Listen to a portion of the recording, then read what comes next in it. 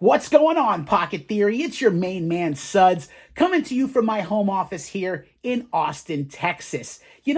I've been doing EDC well over 25 years at this point, but it was only very recently, back during the pandemies, that I got into the hobby side of EDC. It's when I realized that there were people on YouTube making EDC content and assembling kits and doing fun shit with everyday carry. When I first started collecting EDC gear, I swore up and down I would not collect patches and Ranger eyes. You want to know what happened? God damn it! I started collecting patches and Ranger eyes. Shit happens. So now, if you're like me, you might be in a situation where you have a patch board that's overflowing with patches and Ranger eyes, and you might need to expand the space. Well, I'm going to show you a little trick that I used recently to create my own custom patch board in my bookshelf space. Come with me and we'll check it out. Spoiler alert, I collect a lot of donut shit. I've got these two little donut toolboxes down here, one for the Crispy Donut community and one for Dessert Warrior, and I've got this space right behind both these toolboxes. I would love to put some Ranger eyes and patches back there, but I don't want to do anything to destroy the back of my bookshelf. Why? Because these are IKEA Billy bookshelves, the most expensive, high-end luxury bookshelves you can possibly buy. What's a fella to do? I'll tell you what I do. I'm going to create my own custom patch board. First thing you want to do is measure the space. Side to side, we're looking at 30 inches, 13¼ inches.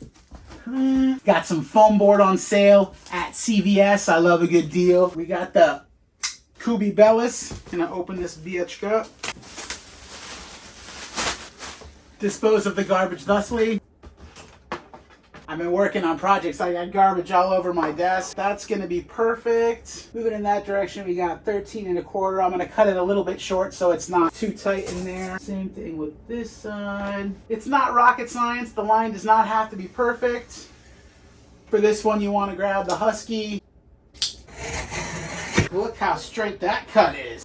Take the extra piece and file that in the filing cabinet. Now you have a nice piece of custom cut foam board ready to go in. The next step is to add the loop panel. For that, I got this white loop tape off Amazon. You can use a little clamp to hold the tape in position at one end and then roll it out to length. And then grab your scissors and custom cut it to length. You just pull this edge, 2 or 3 inches. You just get those corners kissing perfectly. You want to make sure that your whole row is straight. Stick down the end, and then you just want to pull it tight from this side and just remove a little section at a time. Hold that side down. Make sure that you're nice and straight. And then, just make the edges line up. Don't get too reckless. Once you get the one edge lined up, do about 6, 8 inches at a time, just like your mom burned you. And then once you get down to this point, you can just take the back end off. Just make sure that this edge is lined up first, and bam.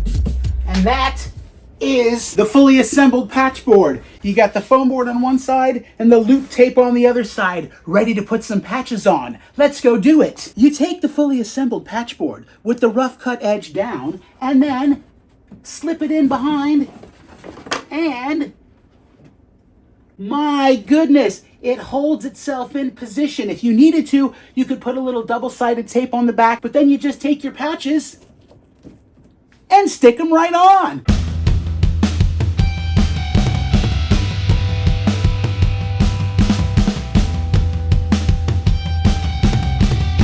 And that's how it's fucking done. And that's how we do it here on Pocket Theory. Guys, if you have a bunch of extra patches and Ranger eyes, make yourself a custom patch board like I did. It's super simple. Hey, thanks for tuning in. Have fun with your gear. Be creative with your EDC. This is Suds with Pocket Theory. Carry what you want.